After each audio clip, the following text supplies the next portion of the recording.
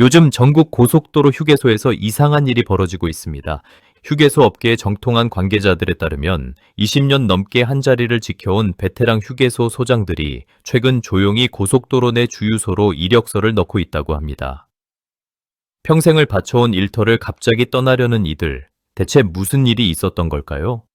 더 심상치 않은 건 이게 개인들만의 움직임이 아니라는 점입니다. 휴게소 납품업계에 오래 몸담아온 관계자들의 이야기를 들어보면 아직 정책이 최종 확정되지도 않았는데 휴게소를 운영해온 업체들마저 전략을 바꾸고 있다고 합니다. 앞으로 휴게소 운영 자체가 불가피하게 어려워질 것이라 판단하고 아예 고속도로 안에 있는 주유소 입찰을 준비하고 나섰다는 것입니다. 어떻게 정부의 공식 발표도 나기 전에 다들 이렇게 발빠르게 움직일 수 있었을까요? 이 바닥만큼 소문이 빠른 곳이 없기 때문입니다. 도로공사, 국토부, 휴게소 소장, 운영업체, 납품업체까지 이 좁은 생태계 안에서는 정부의 공식 발표가 나오기 훨씬 전부터 이미 이야기가 다 돌았습니다. 이 내용은 휴게소 현장에서 20년 가까이 몸담아 오고 지금도 업계 관계자들과 접촉하며 직접 납품 업무를 하고 있는 소식통들의 증언을 바탕으로 합니다. 확정되지도 않은 정책 앞에서 소장 개인부터 운영업체까지 미리 짐을 싸고 있다는 것, 이 자체가 심상치 않은 신호입니다. 시작은 아주 사소해 보이는 발표 하나였습니다. 이재명 정부와 국토교통부가 고속도로 휴게소의 커피값을 2,000원대로 낮추겠다고 나선 겁니다. 평균 4,800원이던 휴게소 아메리카노가 2,000원 이하로 떨어진다니 소비자 입장에서는 이보다 반가운 소식이 없어 보입니다. 그런데 이 발표 하나에 왜 20년차 베테랑들이 짐을 싸고 운영업체들까지 이탈을 준비하며 30년 동안 굳어진 독점 구조가 통째로 흔들리는 걸까요? 커피값 몇백 원을 낮추는 일이 어떻게 현장을 이렇게까지 뒤흔들 수 있는 걸까요? 답은 이 저가 커피가 단순한 물가 안정책이 아니라는 데 있습니다. 이건 수십 년간 이어져 온 고속도로 휴게소의 이권 카르텔, 즉 소수의 관계자들이 이익을 독점해온 구조를 무너뜨리는 신호탄입니다. 지금부터 그동안 누구도 제대로 말하지 않았던 고속도로 휴게소 구조 개편의 실체를 낱낱이 파헤쳐 보겠습니다. 이 개편안 자체는 분명 우리 경제에 꼭 필요한 변화입니다. 하지만 정책이 발표되자마자 현장에서는 전혀 다른 기류가 흐르기 시작했습니다. 지금 현장에는 정리 대상이라는 공포감이 퍼져 있습니다. 도로공사와 운영업체 간의 계약이 만료되면 기존 계약 관계가 자동으로 해지되는 운명에 처했기 때문입니다. 문제는 이 새로운 시작을 준비하는 과정에서 드러나는 균열입니다. 업계 관계자들에 따르면 곧 채워져야 할 휴게소 소장과 관리과장 자리에 톨게이트에서 전환된 정규직 인력들이 대거 배치될 것이라는 이야기가 파다합니다. 이미 현장에서는 일은 안 하고 월급만 받는 사람들이 관리자로 내려오면 휴게소는 누가 운영하느냐는 자조 섞인 목소리가 쏟아지고 있습니다. 이게 왜 심각한 문제일까요? 고속도로 휴게소는 단순한 식당이 아닙니다. 24시간 물류가 흐르고 수천 명의 이용객을 상대하며 위생부터 시설 안전까지 실시간으로 관리해야 하는 복잡한 운영 노하우가 집약된 곳입니다.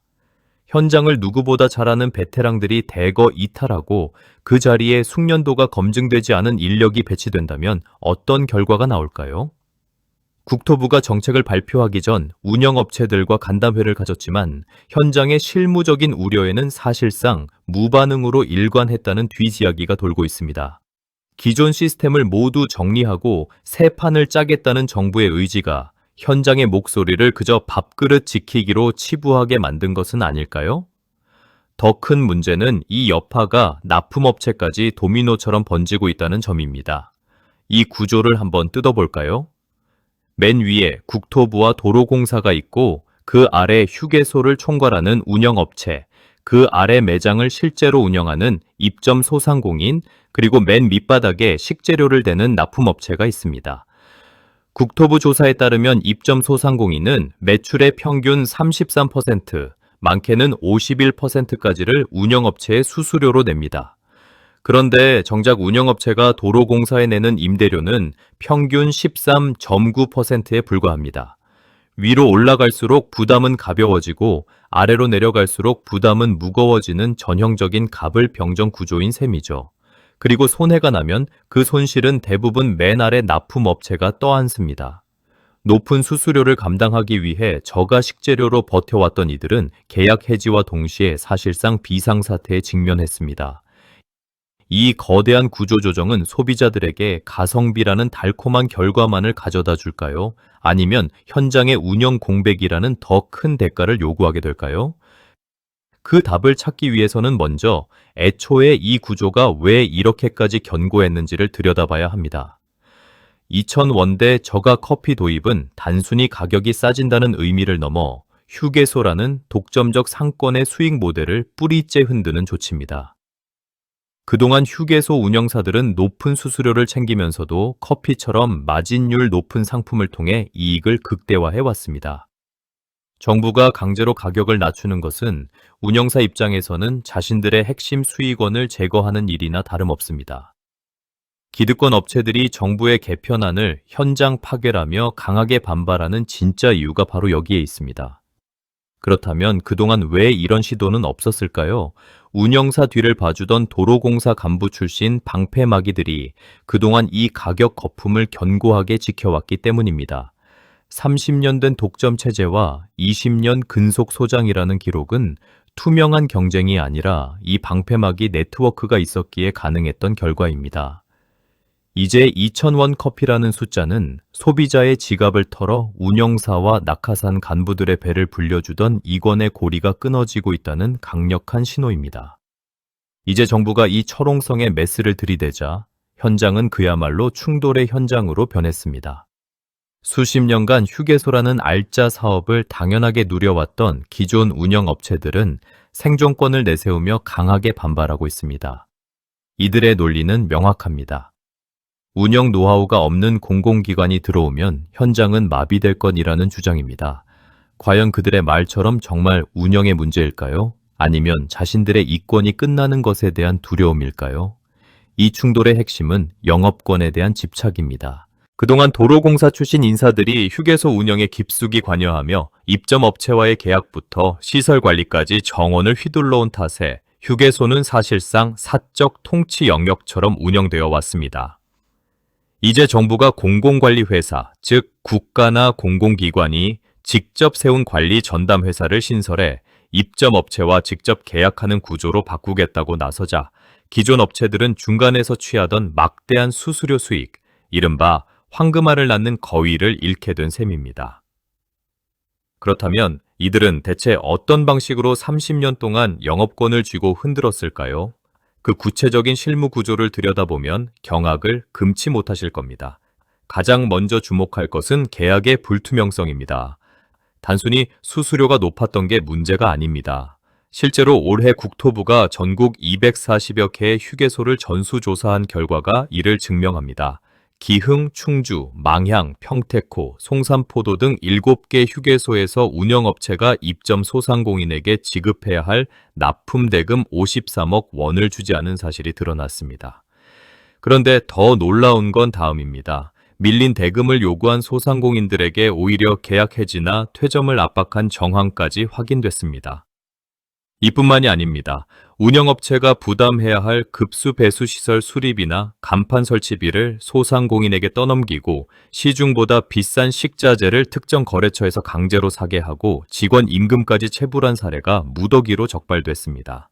심지어 한 소상공인이 이런 갑질을 도로공사에 신고했더니 그 신고자의 신원이 거꾸로 운영업체에 흘러들어가 불이익을 받았다는 사례까지 나왔습니다. 이번 조사에서 접수된 불공정 행위만 총 58건. 국토부는 이런 업체들을 시장에서 퇴출하기 위해 평가 점수를 대폭 깎고 최대 계약 해지까지 밀어붙이겠다고 밝혔습니다. 둘째는 도로공사 퇴직자 네트워크입니다. 현장에선 이를 보이지 않는 방패라고 부릅니다. 이 방식은 1990년대 고속도로가 전국으로 뻗어나가던 시절에 이미 확립됐습니다. 민간 사업자에게 휴게소를 맡기되 그 사업자가 도로공사의 통제를 벗어나지 못하도록 간부급 퇴직자를 안치고 그 대가로 사업권을 보장해주는 정경유착형 계약이었죠. 이렇게 배치된 인물들은 철저히 지인 소개로 영입됐고 도로공사의 경영평가나 현장 감사가 나올 때마다 이를 막아주는 방패 역할을 했습니다. 영향력이 약해지면 더 힘 있는 사람으로 갈아치우는 인적 교체도 서슴지 않았죠. 20년 근속 소장, 30년 독점 운영이라는 기록은 바로 이 네트워크가 있었기에 가능했던 결과입니다.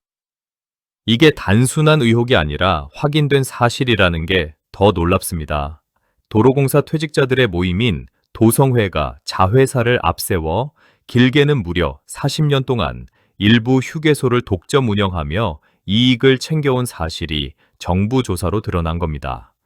이 사실이 알려지자 정부는 도성회와 그 자회사를 아예 휴게소 사업에서 퇴출하기로 했습니다.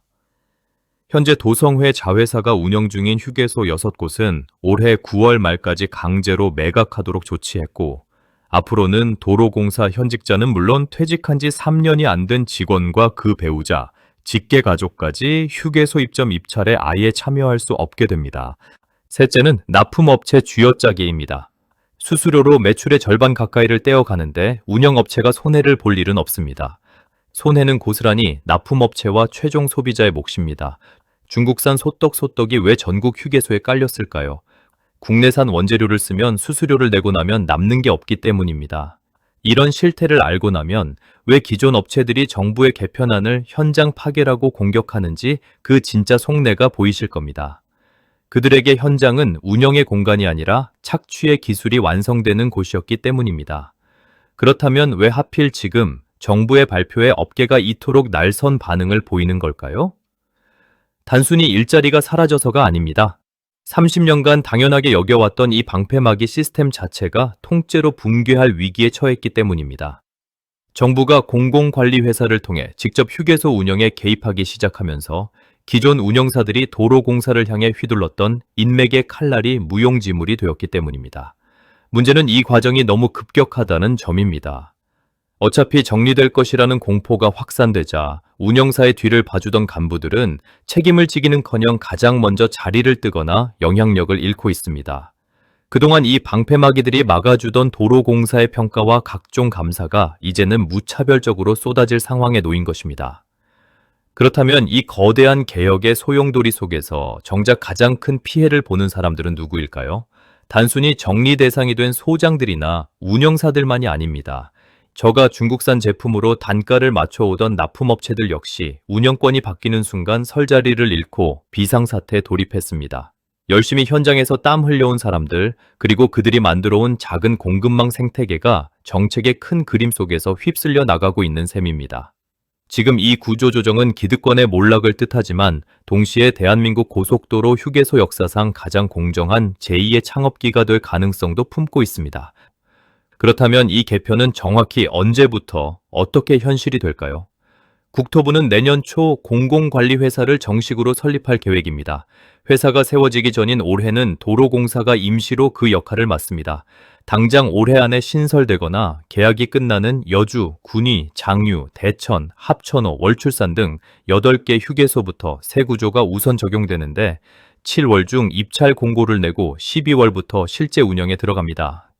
내년에는 계약이 만료되는 휴게소들을 포함해 100여 개까지 확대할 방침입니다. 목표는 명확합니다.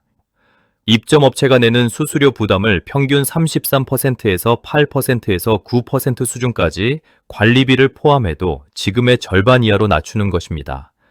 이 수수료가 실제로 낮아진다면 그 여력은 음식 가격 인하와 품질 개선으로 이어질 수 있습니다. 물론 업계에서는 구체적인 실행 방안이 아직 명확하지 않다는 회의적인 시각도 있습니다.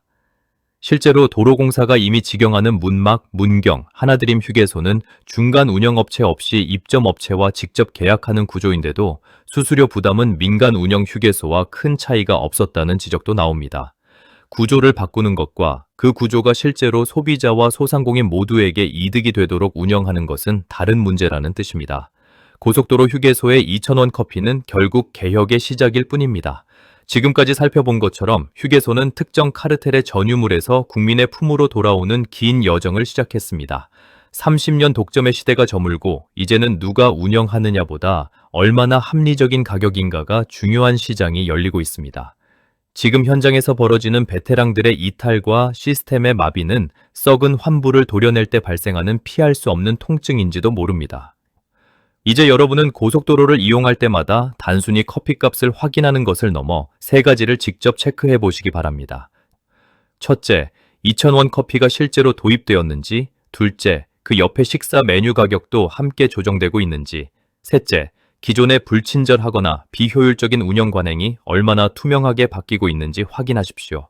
이런 변화를 소비자가 직접 감시할 때 비로소 휴게소는 카르텔의 굴레를 완전히 벗고 진정한 공공서비스 공간으로 변모할 것입니다. 오늘 이야기는 여기까지입니다. 거대한 경제 구조의 변화를 꿰뚫어보는 통찰력이 여러분의 자산과 시간을 지킵니다. 영상이 도움되셨다면 구독과 좋아요, 알람 설정까지 아시죠? 시청해주셔서 감사합니다.